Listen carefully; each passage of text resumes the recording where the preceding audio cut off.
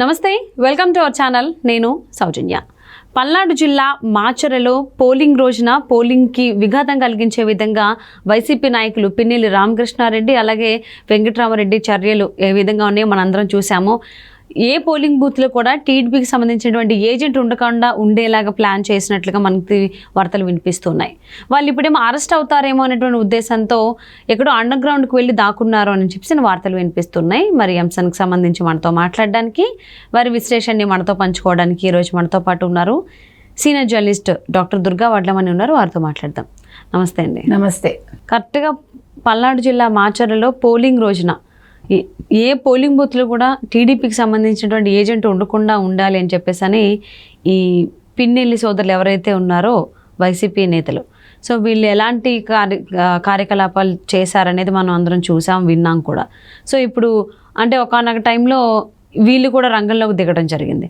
So Palnadu collector పైన వేటు పడడం జరిగింది, ఈసీ వేటు వేసింది, ఇంకొంతమంది పోలీస్ అధికారుల పైన కూడా వేటు వేసింది. సో ఈ విషయం తెలిసిన తర్వాత అర్ధరాత్రి 2 గంటలకు వీళ్ళు ఇంట్లో నుంచి పరారైపోయి ఎక్కడో దాక్కున్నారు, అరెస్ట్ అవుతారేమో అనేటువంటి భయంతో అని చెప్పని కథనాలు వస్తూ ఉన్నాయి. దీనిపైన మీ అభిప్రాయం ఏంటి?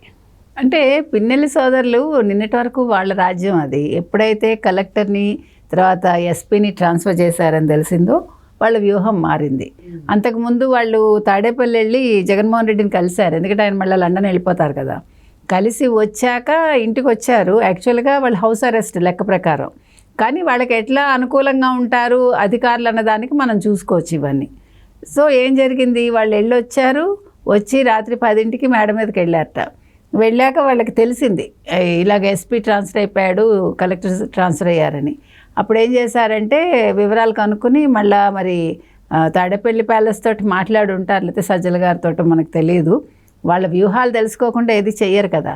అంతకుముందే 1 గంట మాట్లాడి వచ్చారు. సో రాత్రి 2ంటికి వాళ్ళు వాళ్ళ పెరటి గోడ ఉంటుంది కదా వెనకాల సైడు, ఆ గోడ దూకి వాళ్ళ ప్రైవేట్ వాహనాల్లో వెళ్ళిపోయారు గన్మెన్లను వదిలేసి. ఎందుకు ఇలా చేశారు, ఎందుకు చేశారంటే 2 విషయాలు. ఒకటి, ఇంకా అలర్లు సృష్టించవచ్చు. ఇంకా మనకి 15 రోజుల దాకా టైం ఉంది కదా, ఆల్మోస్ట్ ఇవాళ 18. సో ఈ 12 రోజులు ఇంకో 3 రోజులు 15 రోజులు ఉంది మనకి. ఈ 15 రోజులు అల్లర్లు సృష్టించవచ్చు. లేదంటే ఇప్పుడు పిన్నెల్లి సోదరుల మీద అయితే చాలా సీరియస్గా వాళ్ళ మీద ఎలిగేషన్స్ అయితే వెళ్ళాయి. వివరణ అయితే ఇప్పుడు ఇది కేంద్ర ఎన్నికల సంఘం కోరింది, దానికోసం సిట్ వేశారు.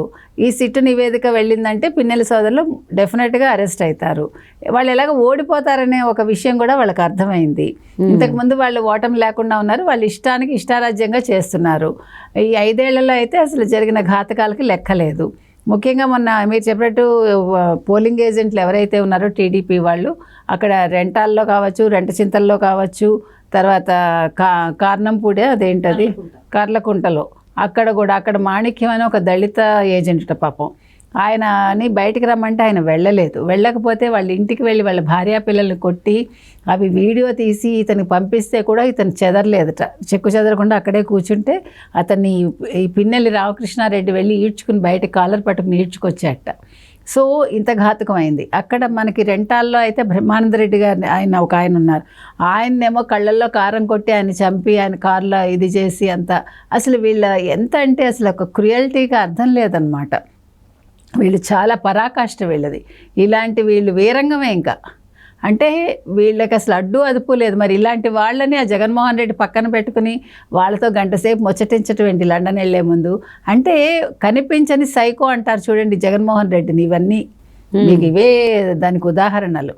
ఇలాంటి వాళ్ళందరినీ పెంచి పోషించి ఇప్పుడేమో సజ్జల చాలా కూల్గా అంతా అంటే అధికార యంత్రాంగం అంతా చంద్రబాబుకే పనిచేస్తోంది, పోలీసులు చంద్రబాబుకే పనిచేస్తున్నారు, ఎన్నికల సంఘం చంద్రబాబుకే పనిచేస్తోంది. అర్థం లేకుండా నువ్వేమైనా అధికారంలో ఉన్నావా లేకపోతే ప్రతిపక్షంలో ఉన్నావా? అది నవ్వాలా ఎడవాలా ఇలాంటి స్టేట్మెంట్స్కి? అంటే నీకు అర్థమైంది నువ్వు ఓడిపోతున్నావని. ఇప్పుడు అసలు నిజంగా చెప్పాలంటే కేంద్ర ఎన్నికల సంఘం ఇంత సీరియస్ అవుతుందని ఎవడూ ఊహించలే, అసలు అధికార పక్షం అసలు ఊహించలే. కాకపోతే వాళ్ళు ఈ లేఖలు వెళ్ళినవి తర్వాత వీళ్ళు ఇచ్చిన కంప్లైంట్స్కి వాళ్ళు చాలా సీరియస్గా రియాక్ట్ అవ్వటం వల్ల ఈరోజు ఇన్ని చర్యలు జరిగి ఇంతమంది 12 మంది పోలీస్ అధికారులను ట్రాన్స్ఫర్ చేయడం, కలెక్టర్ని ట్రాన్స్ఫర్ చేయడం, తర్వాత కొంతమందిని వివరణ అడగడం, ఇవన్నీ జరిగాయి. కాకపోతే ఇది సరిపోదు, ఈ ప్రక్షాళన సరిపోదు. మనం ఇందాక చెప్పుకున్నట్టుగా చెద పైనుంచి పట్టింది, కింద అట్టడుగు స్థాయిలో ఉంది. కాబట్టి మొత్తం అందరినీ మార్చేస్తే కానీ ఈ 15 రోజుల్లో మార్చకపోతే ఎవడు మాట వినడమ్మా. ఇంకా ఈ నియోజకవర్గాల్లో ఇంకా ఎన్ని జరుగుతాయో, ఇంకా ఎన్ని అల్లర్లు సృష్టిస్తారో వీళ్ళు. చాలా ఈసారి మాత్రం చాలా విచిత్రంగా ఉంది. ఎన్నికల తర్వాత ఈ రకంగా జరగడం అనేది మొత్తం అసలు ఎన్నికల ప్రక్రియ మొదలైన దగ్గర నుంచి ఇప్పటివరకు ఇదే మొదటిసారేమో. అంటే ఆంధ్రప్రదేశ్ ఫస్ట్ టైము తలదించుకునేలాగా అక్కడ అధికార పక్షం వాళ్ళు బిహేవ్ చేస్తున్నారు. కాబట్టి ఇవన్నీ కూడా చిన్న విషయాలు అయితే కాదు. ప్రజల ప్రాణాలకు రక్షణ లేకుండా ఉంది. ప్రతిపక్షాల విషయంలో మరీ ఘోరంగా ఉంది. ప్రతిపక్షాన్ని ఎలా అణగదొక్కాలి, వాళ్ళు అసలు వాళ్ళకి ఓట్లు పడకుండా చేయాలని వాళ్ళు శాయశక్తిలా ప్రయత్నించారు. కానీ ప్రజలు డిసైడ్ అయిపోయారు, వాళ్ళు ఎవరికి వేయాలో వాళ్ళు అనుకున్నారు, వాళ్ళకే వేశారు. సో ఆ బ్యాలెట్ బాక్సుల్లో ఏముందో మనకి జూన్ 4న తెలుస్తుంది. ఆ తర్వాత అసలు ఈసారి మాత్రం తప్పు చేసిన ఎవరిని కూడా కేంద్ర ఎన్నికల సంఘం కావచ్చు, కేంద్ర హోంశాఖ కావచ్చు, తర్వాత వచ్చే ప్రభుత్వం కావచ్చు వదిలిపెట్టడానికి వీల్లేదమ్మా. ఎందుకంటే ప్రజలు భయం గుప్పిట్లో బతికారు ఈ 5 ఏళ్ళు, ఎస్పెషల్లీ ఈ కొద్ది రోజుల్లో మరీ ఘోరంగా. అంటే మేము నెగ్గడమే మాకు ముఖ్యం అనుకున్నప్పుడు వీళ్ళు ఎంత అరాచకాలకైనా వీళ్ళు ఒడిగట్టారు, ఎంత నీచానికైనా వాళ్ళు దిగజారారు. కాబట్టి ఇవన్నీ చిన్న విషయాలు కాదు. అసలు ఆంధ్రప్రదేశ్కి వెళ్ళాలంటేనే అందరికీ భయం వేసే స్థాయికి తీసుకొచ్చారు. కాబట్టి పిన్నెల్లి సోదరులు పారిపోవడం వెనక చాలా పెద్ద కుట్రే ఉంటుంది, అది చిన్న విషయం కాదు. వాళ్ళు ఎటువంటి అరాచకాలు సృష్టిస్తారో కేంద్ర ఎన్నికల సంఘం దృష్టి పెట్టాలి, డీజీపీ దృష్టి పెట్టాలి. ఎందుకంటే సిఎస్కి చెప్పి వేస్ట్ మనం, డీజీపీ ముందు దృష్టి పెట్టాలి. డీజీపీ ఇంకా సిన్సియర్గా ఉన్నారు కాబట్టి తర్వాత ఇంటెలిజెన్స్ డిపార్ట్మెంట్ కూడా దీని మీద దృష్టి పెట్టి ఎటువంటి గొడవలు జరగకుండా, ఎటువంటి భయానక వాతావరణం లేకుండా కొంచెం, ఎందుకంటే బాంబులతో దాడి అంటే మామూలు విషయం కాదు. ఇప్పుడు చాలా పెట్రోల్ బాంబులు అవి ఇవి చాలా చోట్ల దొరుకుతున్నాయి. ఇవన్నీ ఎక్కడి నుంచి. ఇంకొక విషయం, మొన్న 300 మందిని తీసుకొచ్చి ఈ హైదరాబాద్ నుంచి వాళ్ళు వీరంగం సృష్టించారు ఈ పిన్నెల్లి సోదరులు.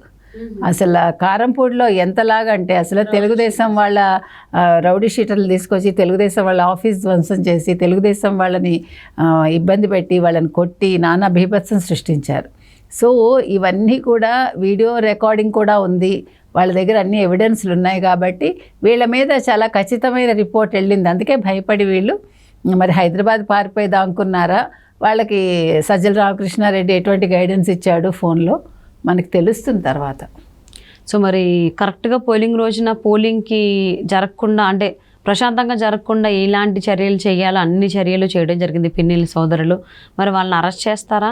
మరి ఆల్రెడీ ఇప్పుడు అండర్ గ్రౌండ్లో ఉన్నారు అని అంటున్నారు, అసలు ఏం చేస్తారు, ఎలా అరెస్ట్ చేస్తారో చూద్దామండి.